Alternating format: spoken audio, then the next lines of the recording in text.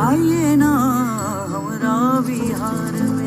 बिहार के सिंघम कहे जाने वाले आईपीएस ऑफिसर अमित लोढ़ा की किताब बिहार डायरीज पर बेस्ड है। बेसिकली पुलिस गैंगस्टर ड्रामा है ये। साल 2000 से 2006 के बीच के इवेंट्स है। बिहार के एक मोस्ट डेंजरस क्रिमिनल को कैसे पकड़ा गया था वो थ्रिलिंग जर्नी सीरीज में दिखाई गई है। राजस्थान का एक यंग लड़का आईपीएस बनकर बिहार में आता है जॉब करने। अपने काम को लेकर, अपने लक्ष्य को लेकर वो बहुत ही पैशनेट है। समाज को सुधारना चाहता है, क्रिमिनल्स को, करप्शन को मिटाना चाहता है, जनता की सेवा करना चाहता है। इन शॉर्ट उसको बदलनी है अपने आसपास की दुनिया। तो ये है अपनी कहानी के हीरो अमित लोढ़ा। सामने है कहानी का विलन चंदन महतो। एक छोटे से क्राइम से शुरुआत करके ये बंदा कैसे बन गया इतना बड़ा क्रिमिनल जिसने तबाही मचा के रखी हुई है।